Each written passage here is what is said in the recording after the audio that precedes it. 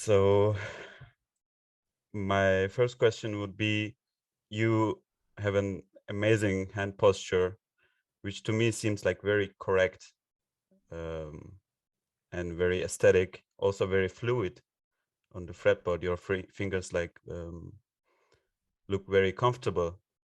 And I have seen like a quite old video of yours in on YouTube, which I think you're quite younger, and even then you had this technique or like hand posture.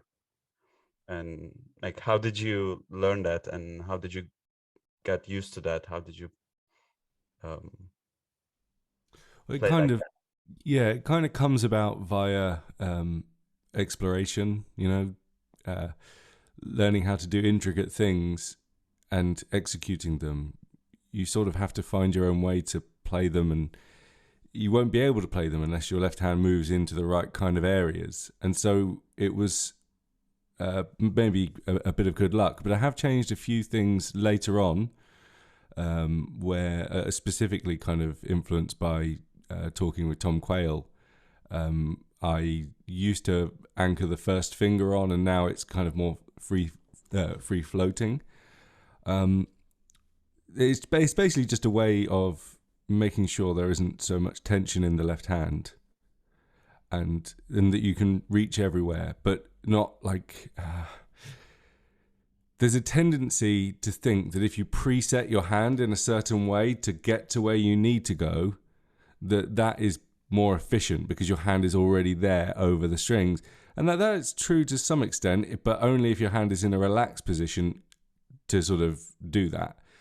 But when you have to sort of stretch, I actually find it's probably better to just move the unit, unless you're going back and forth between, let's say, a fourth interval on one string. And that takes a little bit of confidence, and without the confidence, you feel like you're gonna miss the note or something. But yeah, it's kind of just making sure you're relaxed and confident in your playing. Yeah, because that's one of the things I realized also when I see some, let's say, legato lines on 3 note per string, sort of thing. It's still there, like it's still as one unit, and you still kind of keep that posture. And I'm wondering, um, was there any techniques that you used? Because I remember seeing this in like hearing this in one of Stevie Y videos, that he mentioned he was watching himself in the mirror playing, always like checking up on his hands. And I tried to do the same. And I don't know, how did you kind of did that? Because when let myself go in that way, if I don't check up on it, I kind of feel like I'm losing that. So my mind, like a part of my mind, is always there and always, um, I don't know, busy with that. Yeah, you've got to keep an eye on it, consciously, but also I think that by watching a lot of other guitar players play, Guthrie, Steve Vai, you name it, what you find is that you subconsciously take on some of their kind of mannerisms technically, and and that obviously what's really happening and how something feels can be two different things. But I think if you're trying to, as I said before, execute those passages, the kinks kind of iron themselves out a lot. At least they did for me. I've never had to kind of really do surgery on anyone's left hand technique. At a reasonably advanced stage, it seems like most people kind of work that stuff out to varying levels of finesse, and there's always room for improvement, I suppose. Yeah, yeah, that is correct. I mean, for me, it's the same as you said. Like, you kind of know who does it good and who's not so good, so to say. Mm-hmm. I don't know. I guess it's a bit subjective too. And all right, my second question would be, your like in your playing, and this is what we call, I guess, like the feeling on the fretboard is quite amazing, where you have the more slower or more intricate parts and then more faster lines, so to say. And in one of your gem track material, you wrote that, and I quote, you're talking about a certain measure here. We are stepping on a gas, focusing on intensity, not through speed, but through expression.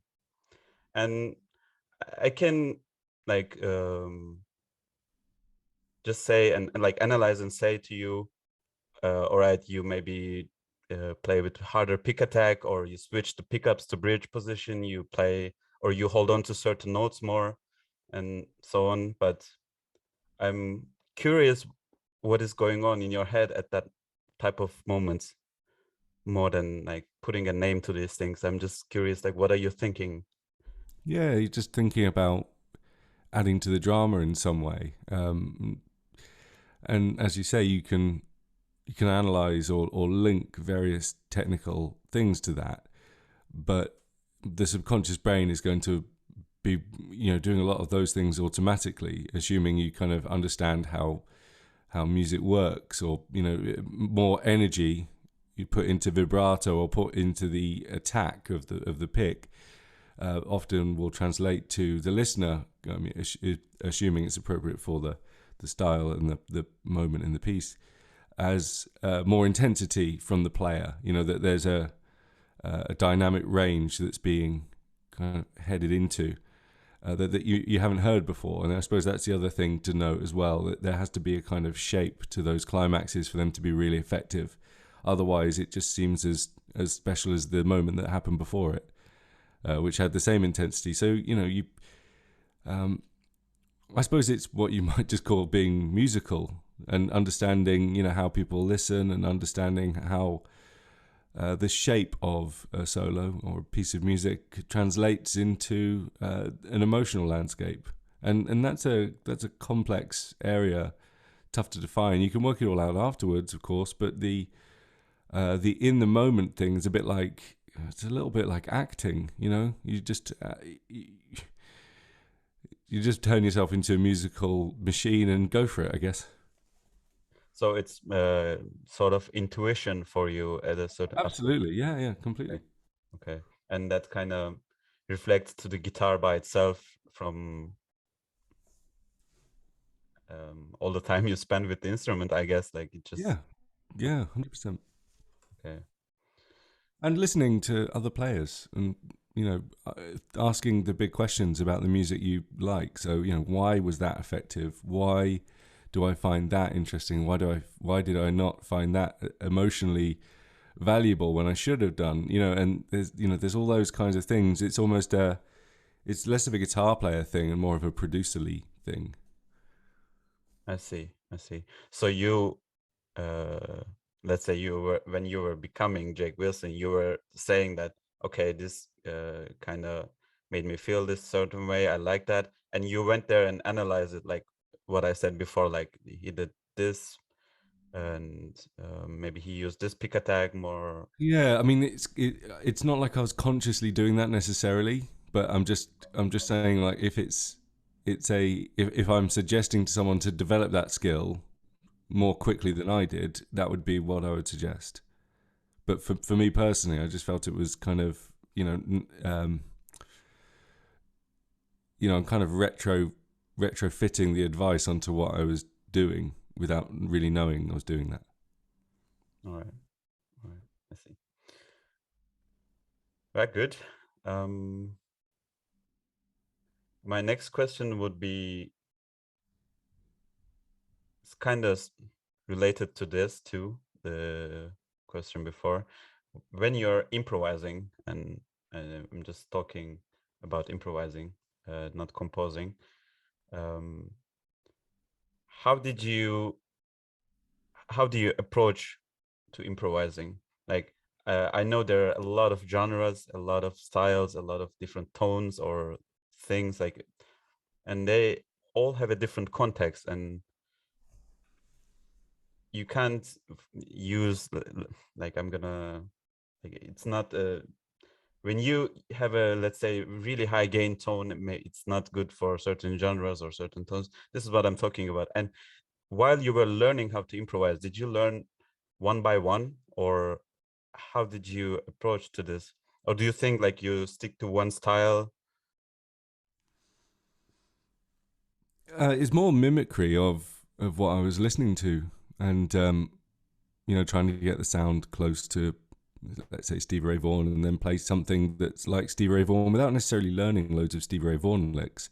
I might learn one or two, but the general idea was to kind of listen and mimic, and then over time, let's say you listen to 12 blues players, then when you go to improvise, you're kind of a mishmash of all those influences, and then a little bit of something else of, if you've been looking at some jazz players as well, or some metal players, and it all kind of comes together, and that's what makes you the player. But for me, it was kind of mimicry rather than any kind of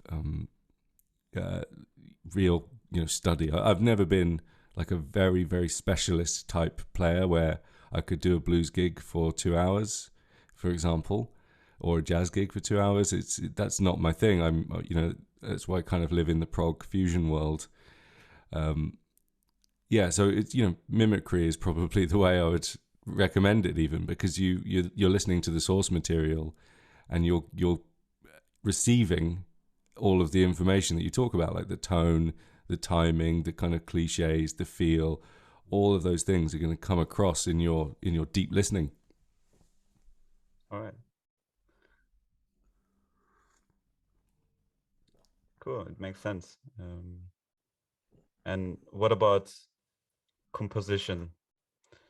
This is what I'm interested the most, I would say, because I kind of am really amazed by how this works, because you kind of, tell a story or make the listener feel kind of in certain way, and you try to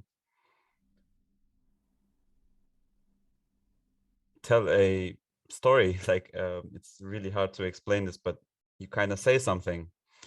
And improvising is more like a intuition and comes from mimicry, as you said, but composition is like where you sit there and think about it, and it's more in the making. Like there has been some time that you thought about it, and you go, okay, maybe this kind of makes you feel that way. I can use this. I'm inspired by this. Like, how does that work for you? Because I'm kind of interested in like how do you put it in guitar and guitar music? Mm. It's tough. Like the first thing I kind of do is think what music do I think should exist, and whatever that music is, I try to make it. And and in doing that, it's a bit like um, just drag. Stravinsky. I think it's Stravinsky uses the term compositions like trying to draw the face in the fire. It might not actually. I can't remember who actually said that. It could be anyone. For some reason, my brain defaults to Stravinsky for pithy quotes. But obviously, when you're looking at a fireplace, the flames are always going around, and you're trying to sort of, pick that spot in it, and it's gone, right? You have to be able to sort of pin these things down very quickly. And that's where I say it's not so much planned. There's a lot of improvisation that goes on to make the composition happen. And sometimes things happen very quickly, and sometimes things happen very slowly. And in fact, things kind of go in bursts, like bursts of real creativity, and then a slower kind of contemplation of what I came up with, and where its strengths and weaknesses are, and what should happen, and how to most effectively get across what my intent was. And that can take a long time. There are certain techniques you can fall back on, just like anything. These are kind of improvised ideas slowed down, but in general, it's still a form of deep listening to other things, trying to work out how they work, why they work, if they work, and then remembering that for when you're writing. But then don't use all of the things. Just be judicious about what's going to fit the statement you're trying to make, the story you're trying to tell. That's kind of where I land on all that stuff. So when you find these ideas and they somehow sort of come up, it's just the feeling that music gives you and you say, okay, I'm gonna go work on that.